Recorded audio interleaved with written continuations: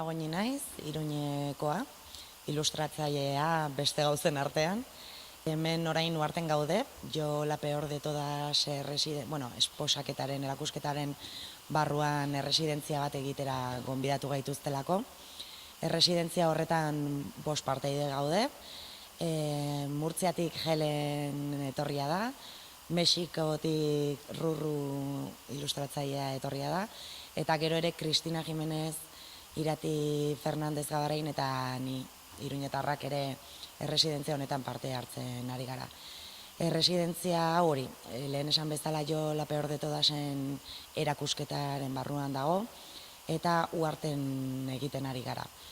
Erresidentzia fanzine bat sortzeko gonbidapena izan da, sorginen inguruan landutako gauzekin osatua dago, bai kultura popularretik edo aterakatako ideia lantzen, eta bai agian kritika pixka bat eginen horren inguruan, eta pixka bat horren inguruan, irudien bitartez hori da pixka bat bakoitzak azaldu nahi izan duena.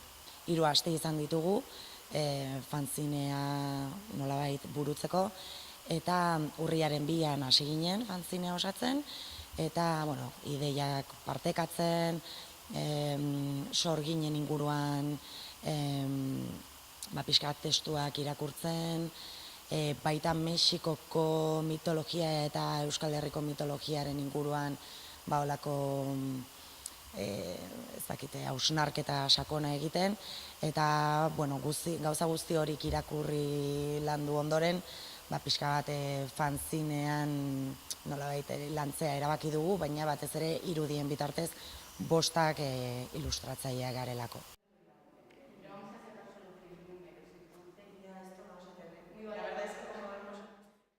Erresidentzian garrantzitsua izan da ere, adibidez, Rurru Mexikotik etorria delako nolabait gure elkarrizketetan sorginkeria eta mitologiaren inguruan nola ikusi dugun hori, harremanak dituzten gauzak aurkitu ditugu, adibidez gure kasuan Lamia, Mexikon ere horrelako pertsonaiak omen dire, eta Rurruk kasu horretan berdintasun hori edo ere bere irudietan landu nahi izan du, eta fanzinean ere agertu egiten dira.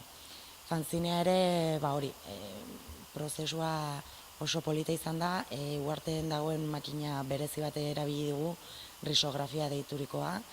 Ez da oso ohikoa horrelako makina batekin lan egin ahal izatea, eta horregatik fanzinea horrela landu nahi izan dugu. Serigrafeiaren antzeko funtzionamendua dauka, eta tinta desberdinetan landu beharrekoa. Hori dela eta guk ere 3 tinta erabiltzea erabaki dugu, urdin iluna, gorria eta laranja fosforitoa dena edo. Eta fanzine bakoitzaren barruan deskodifikadore gorri bat egonen da. Deskodifikadore gorri horrek egiten duena da ilustrazio baten kolore gorria nolabait blokeatu, desagertu egiten da.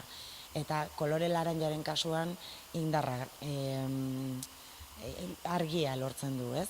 Eta horrela, ilustrazioak horrela landu izateak ere, pixka bat zentzua izan du fanzinearen barruan, nolabait sorginkeria ez ezagunak diren gauzak, gauza berdina modu desberdinez interpretatzeko, pixkat hitz hoiei, ez,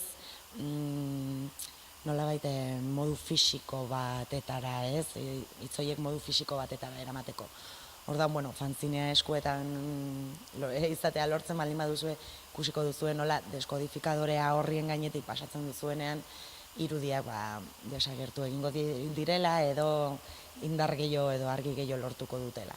Eta, uste dugu horrek zentzu handia duela ere, ez praktikan erresidentzia honetan landu dugunarekin, sorginkeriarekin eta bere interpretazio desberdinikin.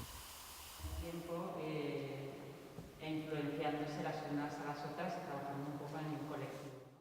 Gure artean idizketan egon gara, eta orokorrean bostendako oso esperientzia polita izan da. Badakigu normalean hori dela esaten dena, ez, baina benetan oso baliotsua izan dela, pertsonalki ez, gure bizitza kontatuz eta asko ikasi dugulako, arlo desberdinetatik atoz ere, eta horrek ere, ez dakit, fanzinea lana erresidentzia asko aberastu du. Eta gero ere, lan egiterako orduan, bakoitzak bere teknikarekin, bakoitzak bere, gauza desberdinak erakutsi ditugu gure artean, eta ahal izan duguneran ideia guztiak bat egiten saiatu gara, eta egia esan oso pozik gaude, pena ere laburra egin zaigulako, baina hori era berean ere seinale ona da. Libro anacrónico porque no es una pieza que se pueda fijar, ¿no? Lo de la pieza que existe y sigue. Aún vemos una cosa que me ha interesado mucho en la prensa, ¿no? Woody Allen, la nueva caza de brujas, ¿no? Sabéis todo lo que está pasando ahora.